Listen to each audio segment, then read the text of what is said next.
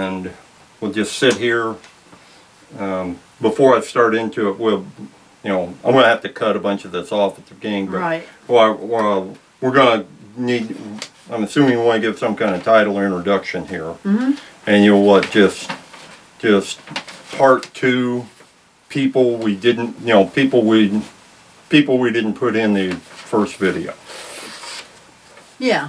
I'll give a brief explanation as to why. This is part 2. Okay, so let's just sit here and all right, this is part 2 from our original life review, and we did not, for matters of time constraint, we didn't put this segment into the original. We had someone down here helping us with the interview process. That individual won't be through this. This is November 5th, 2024, Election Day. And what this, because of time constraints, we did not put this in the original video. And what this is going to be about today, it's going to be just a review of individuals that were memorable in our lives. Now, to give kind of a blanket statement, in the extremely off chance that someone would hear this, that we have not mentioned your name, please do not take it like we've slighted you. The effects of time, a 40-year marriage, memory, and all of those things combined with the passage of life, we just forget. And so anyone we've met that's been friends or acquaintances that have had a positive influence on our life that may have been subtle and we don't recollect it right off the bat, but you do, our apologies for that. And we're not trying to slight anyone. We're just not going to be able to give a 1,000-person list here. Barbara, you got any statements or openings? No, I think you've just about covered it. Okay. We just wanted to add some people to our story. There's been people who have been influencers. There have been people who have just been friends along the way. And so we want to add that to our story. Like he said, we probably will miss people, and it's not purposefully. We just forget. We just forget because there's been a lot of time passage. 37 years of marriage, and that, like I said, there's been a lot of people along the way. There's been a lot of people who have really changed our lives and influenced it. So I guess we should start. Okay, fine. You we've got a list here, and again, in no particular order, somewhat chronological, but not exactly. and Barb, do you want to start it off? Well, I think our first person that was on our list was Elmer Watson and his wife, Marge. And when Duncan and I, when we were dating, we had, Elmer was a dance instructor. And we met him probably in 1986. And we were friends with him all the way up through the time that he passed. And he was just a really special person, and his wife was too. So is there something you want to say about him? Well, some things to remember. He was a reformed alcoholic. He was a man small of stature, and he had won a variety of dance contests, either during World War II and or post World War II, and he was an instructor, and he could really dance. And he was a ladies' man, and the two things that stick out with me, and I won't belabor it, but one time he and I got talking about women and exploits, and he started writing this list down. He had 8 or 10? I think he had either 9 or 12, but at least 9. At least 9 names of women. I go, hey, Elmer, and then he said, yeah, these are all my ex-wives. He had 10 ex-wives. We thought they were his ex-girlfriends. There was his ex-wife. Oh, no, those were the women I was married and to. He told me some exploits just between men, and boy, he was a coxman. But that aside, the other thing that stuck with me, he was a World War II veteran. He was 19, and he got sent over to Germany at the end of the war of World War II. And he was in a guard shack at the Nuremberg trials. He was actually there, and he doesn't remember any of it, but he probably saw some of the guys come and go, and the generals and all that. he said, I didn't even know what was going on. Well, I was 19 over in Germany and drinking and running around with women. But he was a guard, not in the courtroom, but in some of the guard shacks outside. So I thought that was interesting, run in somebody like that. So that's so much. And he and Marge were married, my God, how many years, Barbara? I don't know. You know, a long time. And she passed, and then he passed several years ago. And that was, we were sad to hear it. So anyhow. Next person on the list. Next person I think is on my list. I'm actually going to put 3 people together because I wanted to add 3 of my closest friends. And 3 of my closest friends during the time that Duncan and I have been married has been Sherry, and when we originally met her, it was Sherry Whitaker. It is now Sherry Brower, and my friend Denise Atkinson, and my friend Gloria Rawlings. Those have been my 3 closest friends during the time that Duncan and I have been married. He may want to add a story where Sherry and Monty is concerned, which was Sherry's first husband. I think I'll add a quick story about when Denise and Doug were married. And because this part of, what Duncan and I did, we were living in Indiana, and Duncan was out on a business trip or something in Arizona, and we went up for one day to Las Vegas when Doug and Denise got married. And Duncan flew in from Arizona, and I flew in from Indiana. And when we went to the hotel to stay, they said, well, we've booked your room accidentally, so we're going to have to get you a new room. Can you come back in a few hours? We said, okay, that's fine, we'll come back. We came back in a few hours later, and they gave us a key to the room, and we went to the room, and it was all the way down at the end of the hall, and it was a huge suite. It was. And we couldn't believe it. We had to walk through 2 doors to get to it. And when we walked in, we were just amazed. And remember, Denise and Doug were getting married that night. And Duncan said, should we give this room to Denise and Doug? And I just looked at it, and we'd gone through a lot with his mother. And I thought this is kind of a payment that I've gotten for all the hard times I've spent with his mother the last few years. And I just looked at Duncan and I went, no. And we talked to Denise and Doug about it later, and they said they were already set up in their room and they couldn't have done it anyway.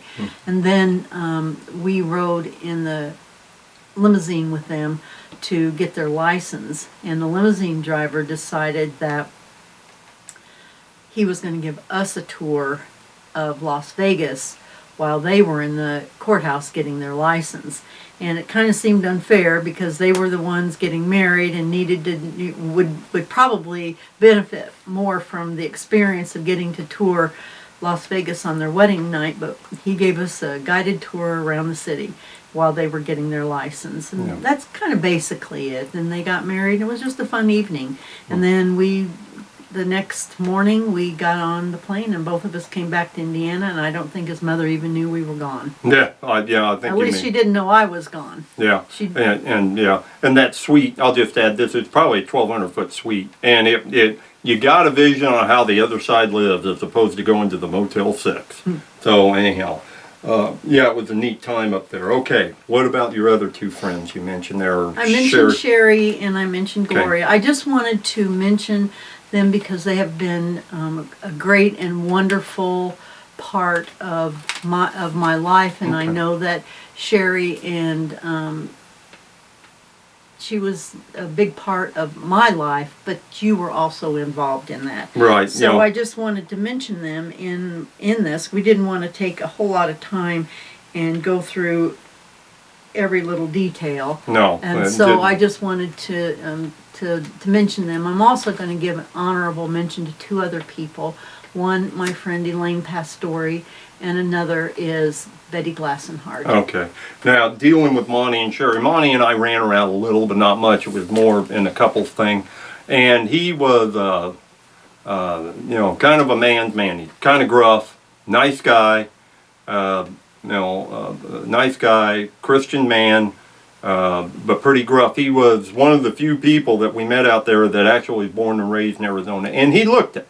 He'd put on a Stetson hat or whatever, and just the weathering on his face, he looked it. He was a tower crane operator, and at that time, back in the early 2000s, I think he helped hang steel on every high-rise down in Phoenix. But pretty neat. They had a boat up at Canyon Lake. He kept it in a slip up there, and at one time, when he was a boy, his dad owned the lease to the Canyon Lake Marina and let it go. And oh my God, what would that have been worth if he'd held on to it another 20 years? I think it was like 55 or 60 he had it. And Sherry's new wife, Dave, is in the event you say it. Dave's a pretty cool guy. They're a lot different. He's a lot more genteel, as we have heard, than Sherry's first husband. But she married well with both men, and I've had good times with them. So they were influential with us out there in Arizona. Okay, go ahead. I think the next person on your list, or our list, is Ben Stenowin. Well, okay. Ben was a friend of the family out in Arizona, and he knew Mike and Teddy and Kyle, and I got to sit down with Ben. The only thing I'll remember with Ben pretty cool, he's an okay guy. I think he was in the Air Force, and I think it was right at the end of World War II or just after the occupation of Japan, because I remember him telling stories about being in Japan. The one interesting thing he told me, probably classified but unclassified by now, Ben worked most of his life for Motorola. He was, I think he was an electrical engineer. And he told me way back in the 60s how they were making microphone bugs, listening devices for the FBI. He said, oh, we had to do that. And he goes, oh yeah, we'd have them so you put it in the light socket or in the receptacle in the wall, and it'd hook up to the wiring, and he goes, they could hear it miles away. So that tech is from 1960. God knows what we have now. He also had a theory on cancer. He felt like that the particles coming off of electricity in wires, I forget, alpha particles, forgive me, any scientists out there, I'm unaware of. Anyhow, he felt like that was contributing to cancer, because he said you're around it your whole life. You're around it in your car and your home, and that was a theory. And oddly enough, the man died of leukemia. And so, who can say? But Ben was a pretty cool cat, and we went with him a couple of times up to Laughlin, Nevada, to the casinos up there, and would spend a night or a weekend or whatever. And he gambled quite a bit after his wife died. So I think that's about it on Ben. Okay. Jack Furr. Jack Furr. I put that on there. This deals with Jack. Jack Furr was a firearms instructor at Gunsight Training Academy, and he was my lead shotgun instructor for that class I had out there, and he was the lead instructor for Barbara when she had a ladies class out there. And Jack was real good. He ex-New Mexico State Trooper. I think maybe he had a little, I don't know if he had been in the military or not. He's a good instructor. I remember him, very pleasant man. He was one of the first instructors out there when Colonel Jeff Cooper founded that academy, and he stayed with him. And then as time went on and the academy sold and everything, Jack went out on his own. And I never really kept in contact. Wasn't like we were good buddies, but here just a few years ago I got thinking of him and ran his name up on the internet, and I see he had died. And it was too bad. But all things come and go. But Jack Furr, I can still remember him hollering at us on the range. He'd be hoarse at the end of the week. We fire that shotgun, load what you shoot, load what you shoot. And to this day, if I shoot a shotgun, as soon as I discharge it, I hear his voice getting on us, load what you shoot, and other things. But that's kind of a conglomerate for the variety of other instructors that I had at Gunsight, but he was the one that was most memorable. He was a gentleman and a good instructor. So that was it. Well, and also adding to that, he was probably a tough instructor for the men, but he was an excellent instructor for the women, because partially what you just said, he was a gentleman, but he also would not let you get away with anything. If you made one mistake, that would take away from the safety of the other people on the range, he let you know it. I can still see I can still see Jack Furr with that baseball cap. Load what you shoot. Load what you shoot. Anyhow, enough of Jack. He's dead and gone. Still in my memory. Who's next on here? Al Cox. Al Cox. You gonna let me? Mm-hmm. Al Cox ended up being a real good friend. He was in charge of the Libertarian Party of Brown County. And I was involved in that for a while. We'll go into it. I had a lot of fun. Anyhow, this is about Al. And I'd run up for office a couple of times, and he helped me with the paperwork and did all that. And we went to a variety of libertarian outings. And he was just a good old soul. He was a kind man, independent, had done pretty well in his life, was frugal, and he was like an uncle to me. And I even put a memorial video together and have it on my YouTube site about him. He was an uncle I never had, and I really enjoyed being around him. That's it. And I had, and Duncan knows them too, so that's why I could add this. Some people who influenced my life greatly was David and Jamie Hall that lived in Terre Haute, and I just kind of wanted to give some honorable mention to them too. Yeah, okay, that's fine. I think next, we kind of had a period in our life in the 90s where we were involved in the militia movement, and I know Duncan's going to talk about that a little bit more later with a few other people, but some people that we met during that period of time that we're still friends with, and that's quite a long time ago to continue to be friends with people that you're just involved in a movement with that passed. The movement passed. Or you break away, like Libertarian Party. We're no longer involved with that, but there were friends we made there during that time. We met Chuck Colbert, and at that time his wife Pam, who became a very good friend of mine, John and Sharon Huber, and John and Sil Hakes, and Chuck now is, Pam has passed in 2003, so he has since has a new partner, and her name is Sandy Loudon, and we're very good friends with them at this point. But I think Duncan's probably going to have some things he might want to add in regards to maybe a couple of either Chuck or John Hakes. Yeah, okay. You mentioned Pam. I'm kind of going through the notes. You mentioned these people. You mentioned Hall. Okay, I'm just catching up on the notes. A little house cleaning, if you will. I'm not going to belabor. There were a variety of people we met during the Patriot Militia movement. Surprisingly, most of the individuals down here in Brown County we stayed friends with. As she said, Chuck and Pam we ran around with quite a bit, but Pam passed, and the movement passed, and the movement dissolved. But Chuck and I still see each other as real stand-up guy, nice guy. Helped us out, done us a bunch of favors, helped us out with a bunch of firewood. I won't ever forget that.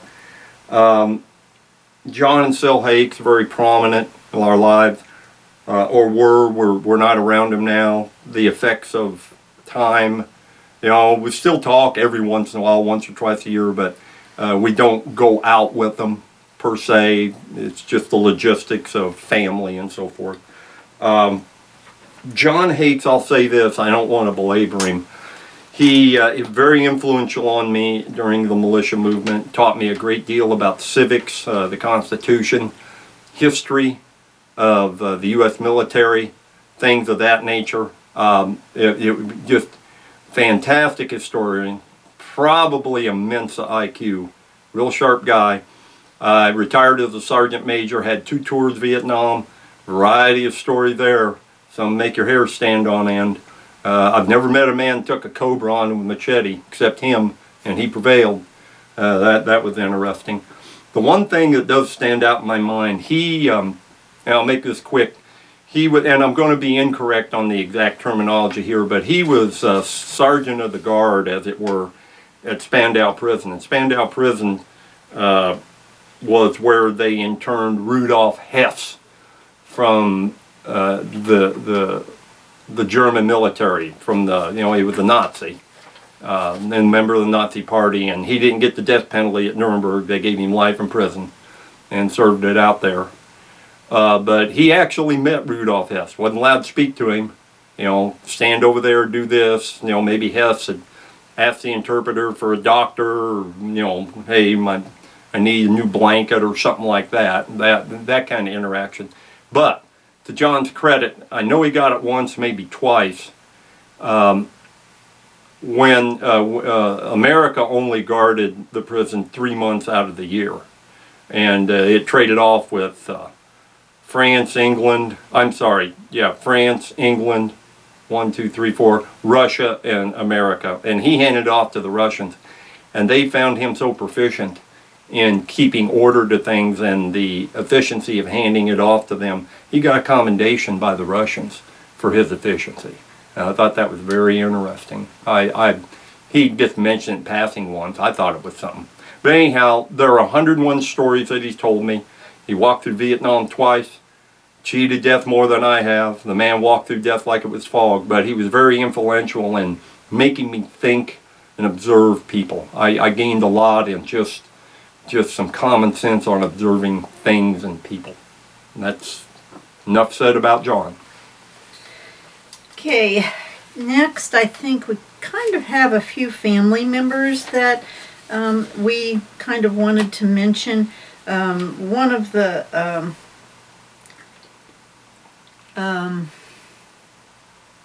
things I did want to throw in the names of my nieces and nephews. I actually have 2 nieces, my sister's daughter Laura and my younger brother's daughter Blair, and I have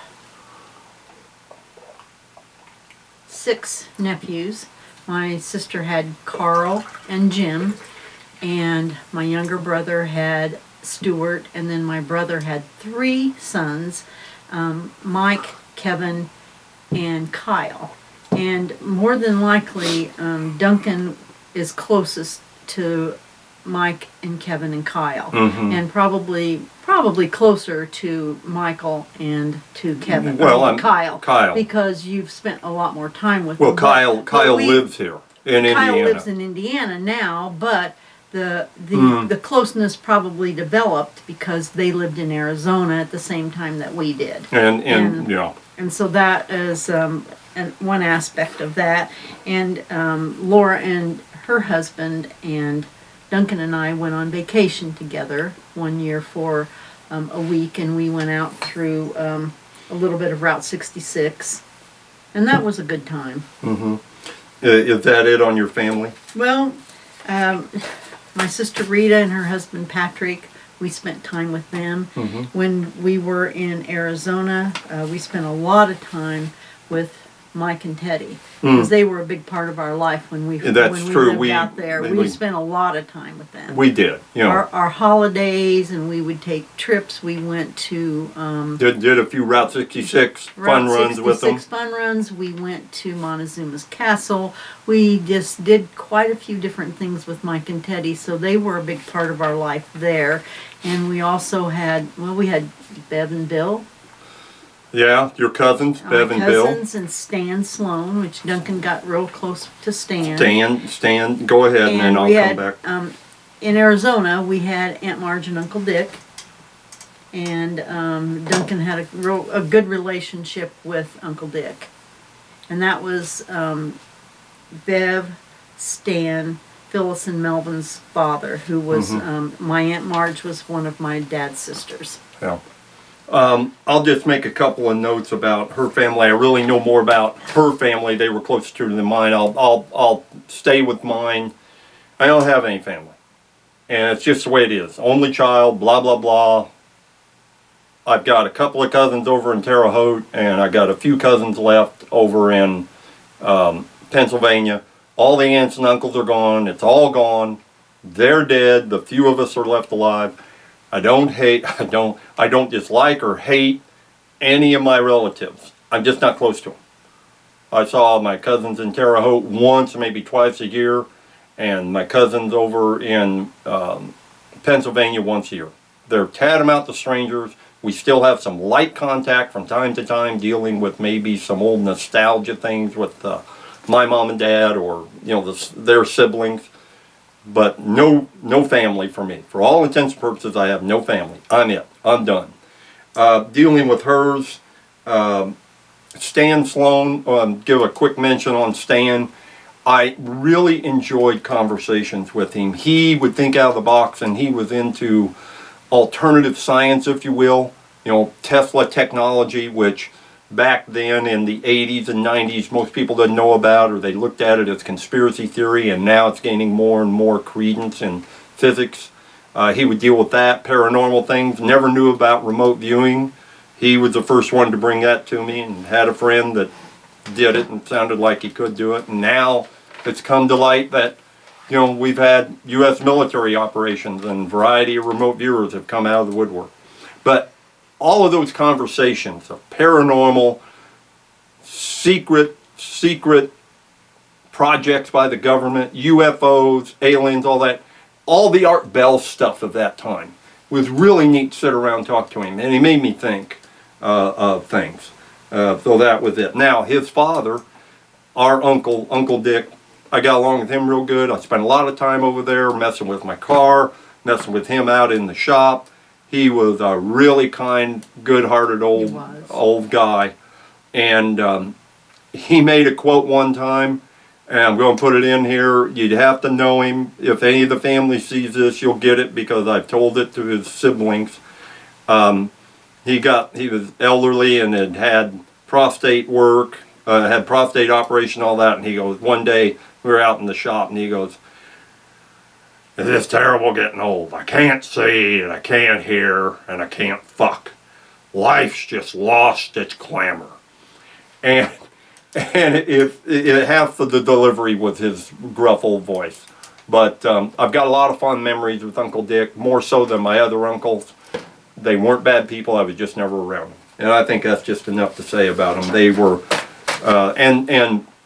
and I enjoyed, for whatever it's worth, all the other family members. Those are the two that stick out in my mind. I had good times with our nephews and her brother and all that. And that I cherish those times. They were nice. That's it.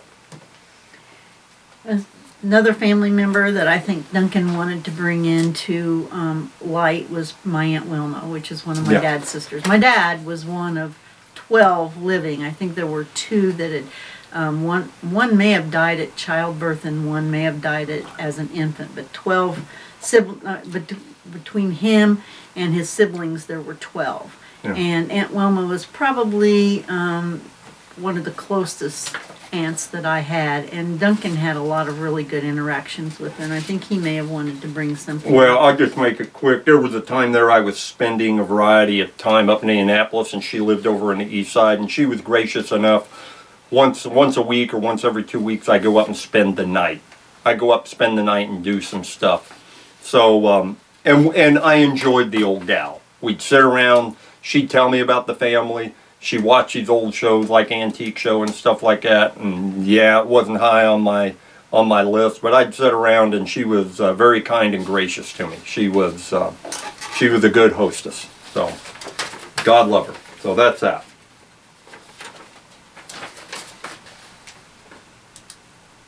Barbara? I think you were wanting to talk a little bit about the Patriot Militia movement. There was one person in particular that you wanted to mention. Yeah, John and Sharon Huber. No, I think you were wanting to mention Jeff Woodrum. Oh, thank you. That's not on here. Jeff Woodrum, I'll make that quick. Let me back up. The Patriot Militia movement, like we talked about, you get involved with groups, you get involved with people, the effects of life, people scatter, go their own way, and you lose contact with them. They come into your life for a certain amount of time, and you leave theirs, they leave yours. And Jeff Woodrum was an organizer of the Patriot movement. pretty sharp dude, and he kind of opened my eyes too, kind of like John Hakes did. And he told me one time, I was asking him questions, and he was into the alternative energy gig too. He was I think he was a mechanical engineer and researching stuff like that. And of course, this again, there wasn't a lot. The internet was just, I don't even think hardly going on, and so there wasn't a free flow of information out there. So he's getting books and going to seminars and looking at this, and involved in what people call conspiracy theory is not, conspiracy. Okay. Anyhow, that's just people that are curious. But he told me one time at the meeting. He said, "The truth may not set you free, but it will make you mad as hell." And boy, was he right. The more you learn, the more you see. It's an old saying, but boy, it sure hit. And he must have saw something in me. He actually asked for me to recite a poem, kind of a eulogy poem at his funeral, which greatly surprised me, but I did it. So he made an impact on me. He made me think, and so that's worth a lot. So enough with Jeff. Well, one of the other things that he said is that once you learn the truth and once you know it, life will never be the same. And he's you right. never look at things the same. And he was right, and I remember that about him. Yeah, I'd forgotten that. Once you see the lies, then you go, oh my God, okay, is this a lie? Is that a lie? And some of it is, some of it isn't. I could recite ad nauseum, but the truth will make you mad, and you'll never look at things the same way twice. But anyhow, he made me think and he made me look, so that was good. And I think we wanted to give some accolades to some of our neighbors. We've got some great neighbors here. Yeah, maybe just in general. When we lived in Arizona, we've always had good neighbors. We had one neighbor. Oh, he was a murderer. I'm going to say, yeah, I think he may have been a murderer. We don't know for a fact. Yeah, well, we're not going to mention his name. Doesn't matter. We won't mention it, but I believe his mother-in-law. He was his wife's grandmother actually really believes that he was a murderer. Her husband had been a cop in Chicago, and so she kind of read between the lines on some stuff. But anyway, most of our neighbors in our life have been really good neighbors. When we lived in Gold Canyon, we had good neighbors. Mm-hmm. We had some neighbors, I don't know, whenever we lived in some of the apartments that we really didn't knew that well. We had, other than the party boys across the hall, but they were fun. We've never had any interaction with them, except they were fun. They had a lot of fun. But anyway, but we our neighbors here now, because actually we have lived back in Indiana now for 21 years, so that's a good section of the 37 years that we've lived together. Mm-hmm. And we've got neighbors here that we kind of wanted to give accolades to. We have Seth Roberts across the street. Mm-hmm. We have the Kellers behind us. We have Jacobus. We have the Paynes, and we have Luann Butler, and those are all really good neighbors. Yeah, and I'm sure he has some things he wants to say. I'm not going to, no, there's no real stories I need. The thing of it is, if by chance if you see it, if we, Frank and Sherry Wittenbring are good neighbors. I'm not going to name everybody. There's all kinds of neighbors up and down the road that we've had. I just revisit this real quick. And a couple other people with the militia movement were John and Sharon Huber. We're still friends with them. From time to time we go out and have, breakfast or whatever. They're not a next door neighbor. They're here in the southern part of Brown County. But to anybody that's out there that we've been acquainted with, we've just had good neighbors and wish you all well. Okay, let's go on. What else? I think your next one was Steve Hopkins that you wanted to mention. Oh, that's not on here. Oh, I'm not down on the list. Steve Hopkins, I'm going to make it quick. He was somebody I met in a militia movement, in the stock market social group that I was in. And he was one of the vice presidents of finance at General Electric. Not a slouch job. Pretty sharp guy. Remind me about Tom Powers real quick too. Not a slouch guy. very intelligent man, quiet-spoken guy, old enough to be my father and all that, and actually let us stay up at his house. He invited us up, what, once or twice? Once, I think. Well, we went a couple of times to gatherings, like a party. But one time he had us spend the night. Yeah, he let us spend the night. We were going to a meeting next day. And anyhow, he impressed me greatly. Never saw a private library like that. Had hundreds and hundreds and hundreds of books in the house. Now I'm going to assume he probably read them. And anything from T.S. Eliot to, heck, I don't know, Greek mythology to anything you can name. And he also had he lived in a very nice home, pretty good sized home.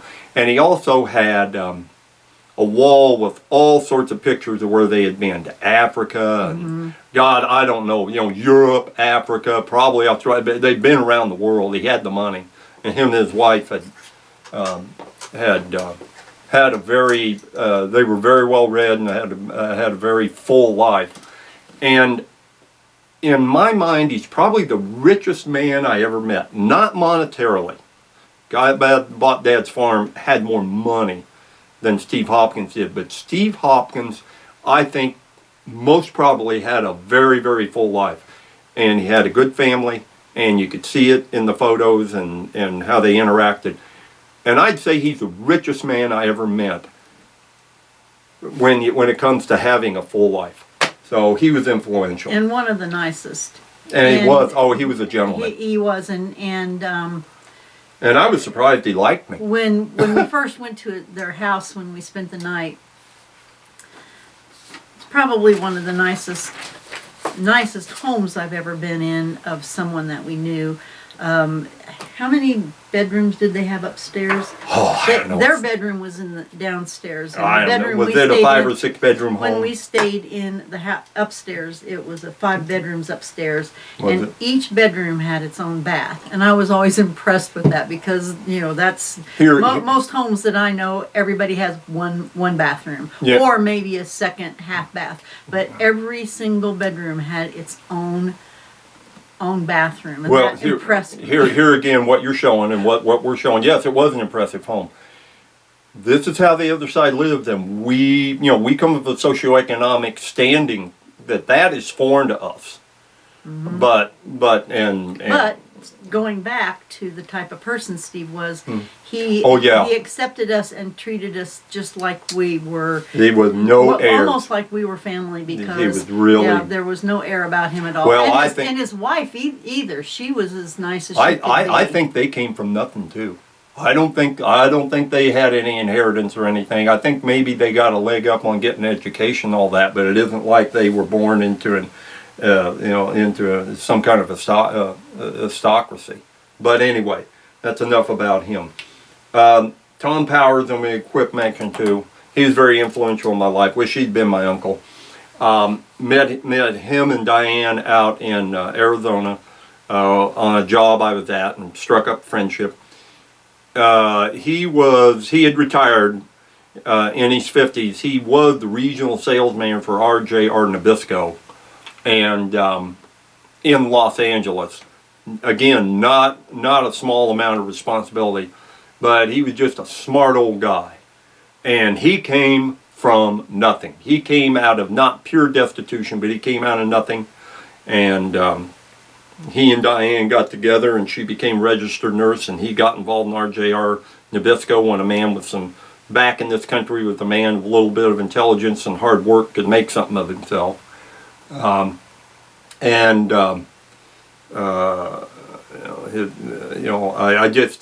we hit it off, as far as history of World War II, military and things, and he'd sit me down and school me in different things. I'll give one example. This is back in the 90s when I met him. We were having breakfast after we did our first job that day, and he kind of looked around. He goes, "Phoenix is going to be Los Angeles in the making." I go, "What do you mean?" He goes, "Seen it." Well, he's absolutely right. He was very astute. We've lost contact with him over the years, but he was very influential. He was like an uncle that educated me. That's it. He's probably passed since because he was old enough. They were old enough to be our parents, and they kind of took us under their wing. A little bit. Actually, Diane turned out to be a hospice nurse. Yes, she did. And she was one of the kindest people I'd ever met. She was a real sweetheart. Yeah, yeah. Okay, there with that. And we're kind of going on to your group of friends. You kind of wanted to talk about your friends. Let me, I'm going to do a little house cleaning here and look at this. Going to look at this list while I'm talking. I see that. Okay, I'm real slow on the list. You went through a lot of people. Oh, yeah, we'll be getting down to here. Yep, we're past Steve Hopkins. Okay, let me deal with this one real quick. Ed Tullis, if Ed by chance sees it, he won't. But Ed Tullis was a very, very good friend. Still is. We still call each other. Or he called me more than I call him. And met him when I was working out in Arizona, and we hit it off. Went to a couple of gun shows, this, that, and the other, and just ended up good friends. Went on a vacation together. He invited me out to be a business partner in a reclamation store for groceries, which was an interesting time in my life. We were business partners. He really ran it. He can be an aggravating son of a bitch, but he's a good friend. You know, if he called me up at midnight, I'd come help him. Right now, hey, I got problems right down here in Arkansas. He moved back to Arkansas. They moved before we did back to Indiana, didn't they? It was real close. There were things, his mom and dad were getting elderly. Our parents are getting elderly. We just sold the business, and it was one of those synergy things, time to move. But he's been a good friend. He's a loyal person. He's a good constitutionalist, good old Southern boy. You know, loved his mama, or did. She's gone. But anyhow, he took me on as a business partner, and I'm glad he did. And he has since had a pretty good life. So that's enough on Ed. You know. And I wanted to kind of, you were going to mention something else. Go ahead. No, it's all right. I can gather my thoughts here. While he's gathering his thoughts, I kind of wanted to mention too Pam Kiefaber. She was a gal that I met at church, and with me working away from home as much as I was, every once in a while, maybe once every month or once every 2 weeks, I think it was once a month maybe, we would have her come down and she would help with house cleaning chores and some things like that, because we needed help with his mother. And I just thought that I wanted to kind of give a little accolade to her, because that was important, to have a little bit of help like that, and to know that if I needed someone, she was there. Okay, there with that. Now I think most of this is going to be on me now. Again, I'm doing house cleaning. Well, yeah. And we've got down here Duncan's group of friends.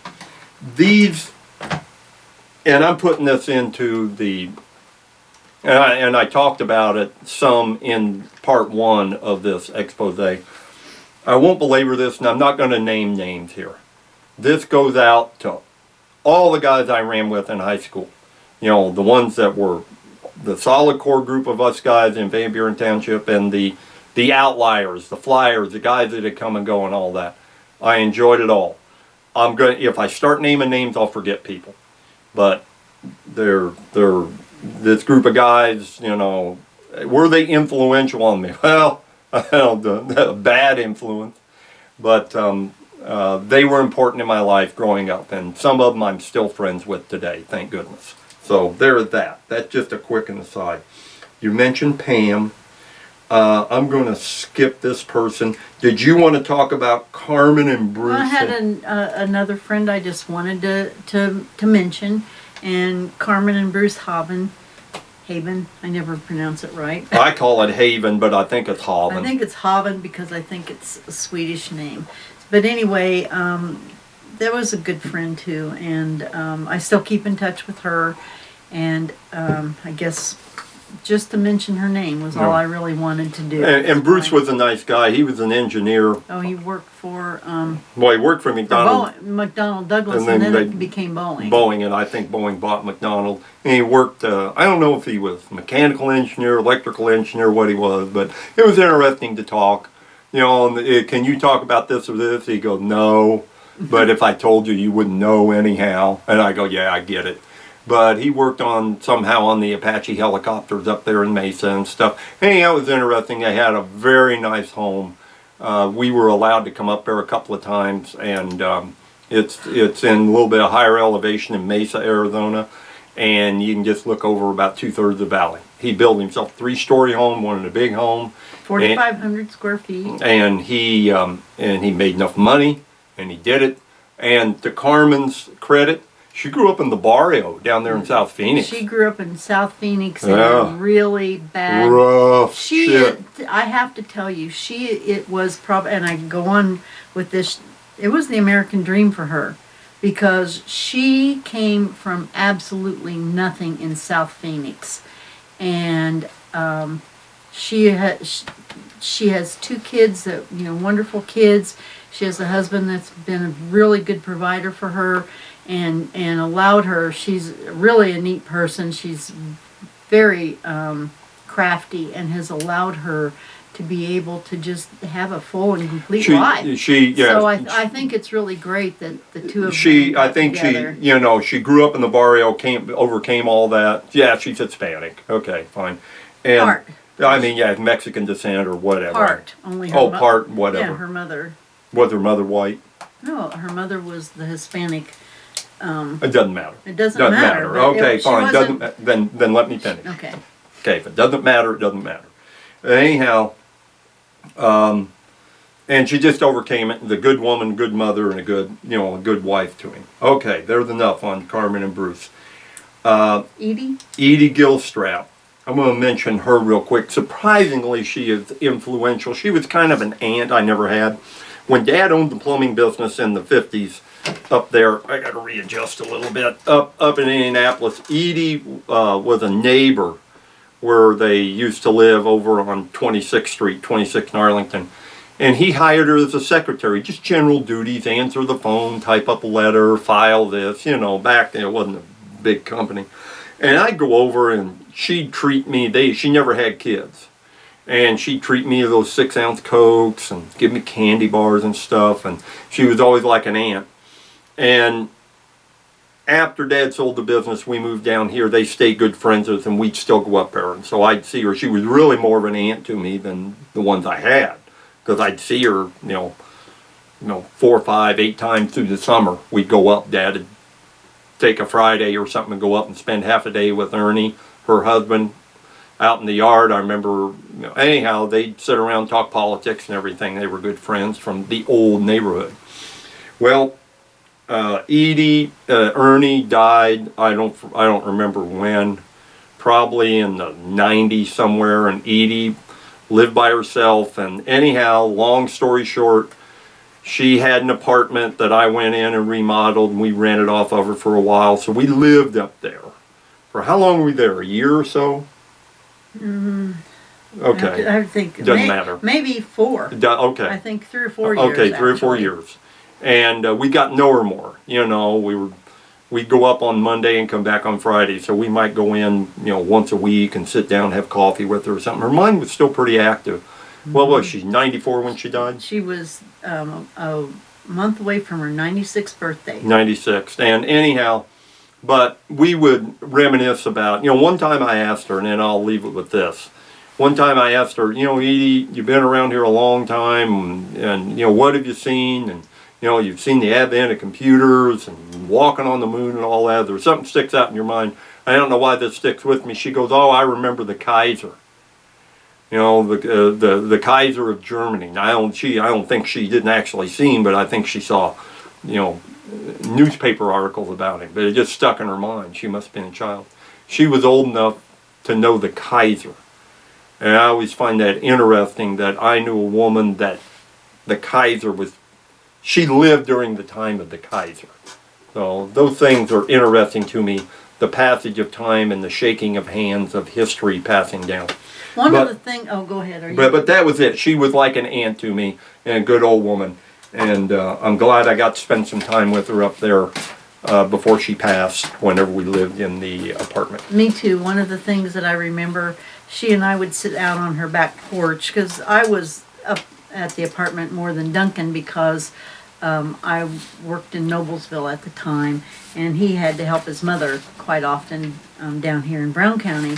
And she and I would sit out on the porch, and one evening an airplane flew over. Oh yeah. And she said, you know, there's one thing I really wish I could have done in my life. And I said, well, what is that? She said, I wish I could have flown on an airplane. And at that time, her body was really crippled.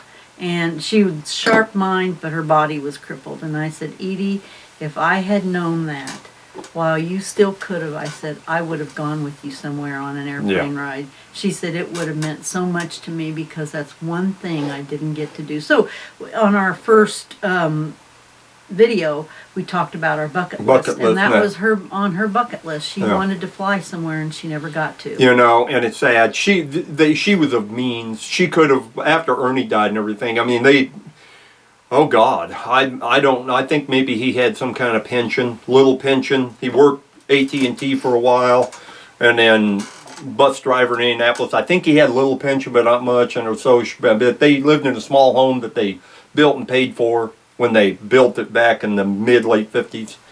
And she would have had enough money, and her son did okay.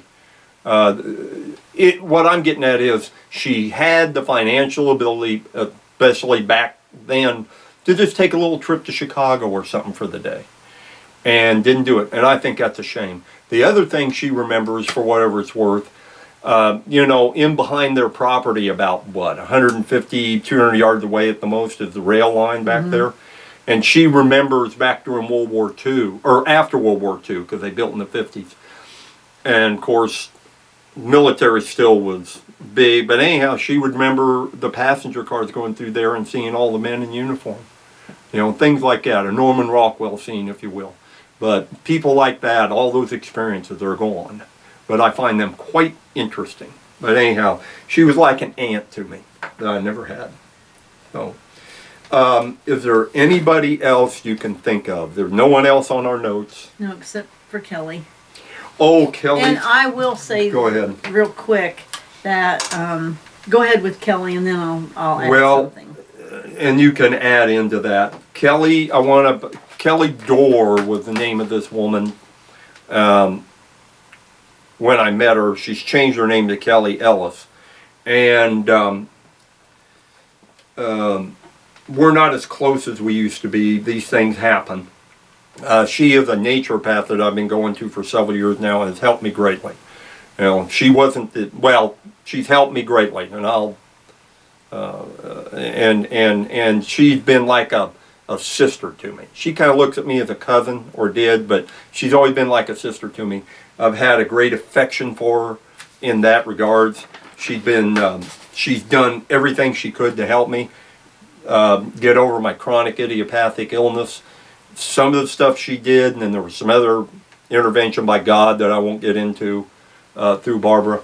But we from time to time go out to dinner. We've been to a couple of New Year's Eve parties with her, that kind of thing. But she's just been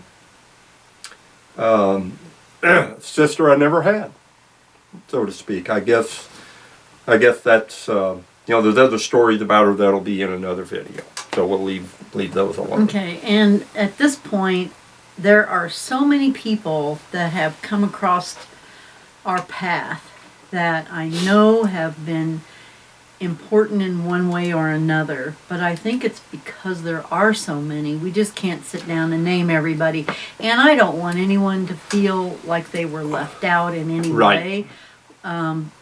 Because they weren't mentioned. It's not because we didn't care, or we may have just forgot. There's just so much that has happened in our lifetime. You know, we could, this is a recap for the opening.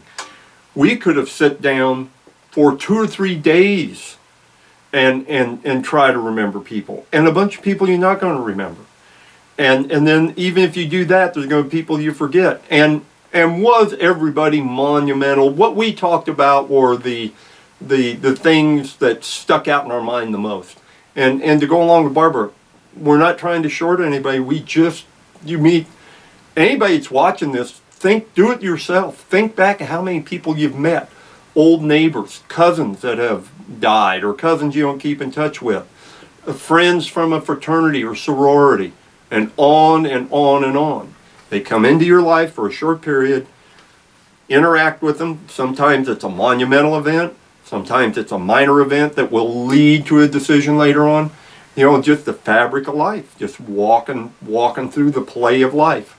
You know. Well, I've had bosses that have been very influential, and you just can't. I can't name everyone. And You know, school when he teachers. said that people that walk through your life and walk out.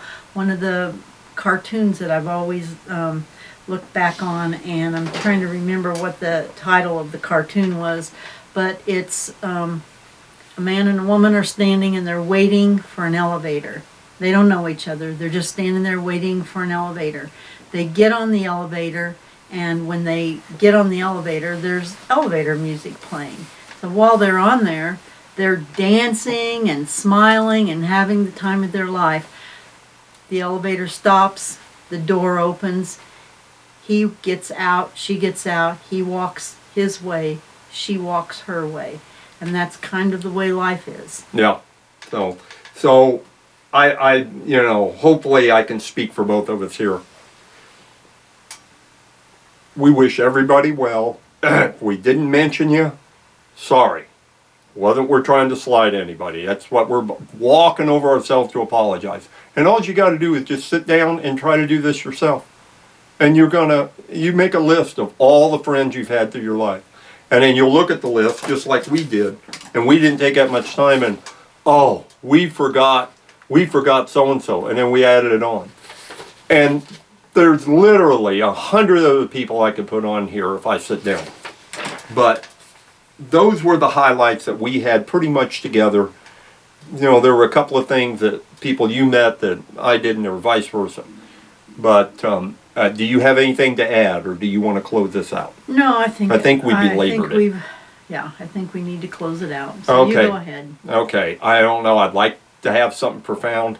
As